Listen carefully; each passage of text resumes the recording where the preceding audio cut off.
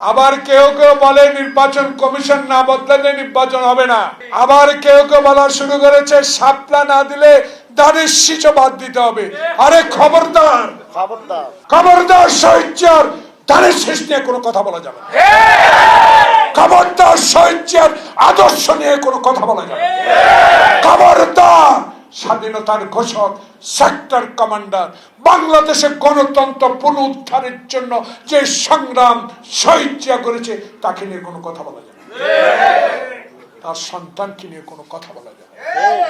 যে সন্তানটি 16 বছর দেশের বাইরে থেকে গণতন্ত্র উদ্ধারের জন্য এই নেতারা জীবন বিসর্জন দিয়ে, এই কর্মীরা জীবন বিসর্জন দিয়ে রক্ত চক্ষু উপেক্ষা করে হাঁটু পানিতে বাস করে কবরস্থানে জীবন করে রিক্সা চালিয়ে যারা এই দলকে তারেক রহমানের নির্দেশে টিকিয়ে রেখেছে, সেই দলের নেতাকে নিয়ে আপনি কটূক্তি করবেন, এটা আমি বরদাস্ত করব। আমরা বরদাস্ত করতে পারি না, কারণ আটলান্টিক মহাসাগরের মতো দল, এটা কি হাসিনা পাইছেন? এটার নাম খালেদা জিয়া। আপোষ করতে জানে, আপোষ জানে না। শহীদ জিয়ারে শেখ হাসিনা এরশাদ মেরে ফেলছিল, জামাতে ইসলাম সহযোগিতা করছিল, ফাঁসির কাস্টে ঝুলাইছে, জাতীয়বাদী সাহায্য করছিল, বিলীন করে দিয়ে 111 কিছু ফখরুল মঈনুদ্দিনেরা চেষ্টা করছিল 54 জন সেনাবাহিনীকে হত্যা করার। পঞ্চমবারের মতো ষষ্ঠবারের মতো যারা আজকে লাফালাফি করেন গণতন্ত্রের জন্য, দয়া করে আওয়ামী লীগের সাথে ঢুকে আবার এই হত্যাকাণ্ড ঘটিয়ে নির্বাচনকে ব্যাহত করার ষড়যন্ত্র রুখে দিবে ওলামা দল। করেন না। আমরা অনেক সহ্য করছি, আমাদের দাড়ি টেনেছেন, আমাদেরকে মসজিদের জামাত পড়তে ইমামতি করতে দেন। বরগুনাতে আমাদের ইমামকে হত্যা করার চেষ্টা করেছেন, চাঁদপুরে সহ্য করেছি, কিন্তু সহ্যের একটা সীমা আছে। সীমা আমরা রক্ষা করতে চাই, কারণ আমার নেতা বলেছে সরকার গঠন করতে হলে ধৈর্য ধরতে হবে, সরকার গঠন করতে হলে দিনের ভোট দিনে করতে হবে, সরকার গঠন করতে হলে জনগণের ভোটের দিকে চেয়ে থাকতে হবে।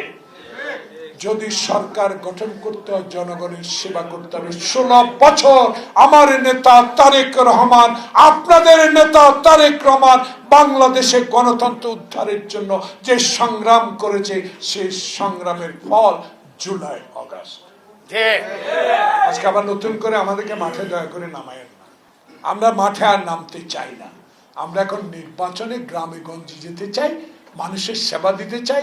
16 বছর যেই টাকাগুলো লুট করে নিয়ে গেছে, সেই টাকাগুলো আবার সঞ্চয় করে বাংলাদেশের মানুষের ঘরে ঘরে শান্তি পৌঁছায় দিতে চাই। দয়া করে আমাদেরকে আর রাজপথে নামাবেন না, দয়া করে ওলামা দলকে আর কষ্ট দিয়েন না। আজকে আমাদের ধর্ম সেক্রেটারি, সহ সেক্রেটারি, নেতা যারা আজকে আহ্বায়ক, যুগ্ম আহ্বায়ক, ঢাকা মহানগর, উত্তর দক্ষিণ সব জেলার নেতাদেরকে একটি কথা বলে যায়, বয়স আমাদের হতে পারে, কিন্তু শহীদ জিয়ার আদর্শে বুকে ধারণ করে যারা রাজনীতি করেছি, তারা কোনো ষড়যন্ত্রকে বিশ্বাস করে না, কোনো অস্ত্রকে বিশ্বাস করে না, তারা মানুষের ভালোবাসাকে বিশ্বাস করে। আসুন আবারও দলের নির্দেশের প্রতি অপেক্ষা করুন। কারা কিসের ভয় দেখেন? দানের শীষ লয়ে যাবেন। একবার হাসিনা বলছিল জিয়া রহমানের কবর লয়ে যাব, কি জানি বলছিল না? পারছিল, ব্রিজ ভেঙে দিতে পারছেন, কিন্তু কবরই দিতে পারেন না। হাত দিলে হাতে আগুন জ্বলত। আবার তারেক রহমানকে নিয়ে ষড়যন্ত্র শুরু করেছেন।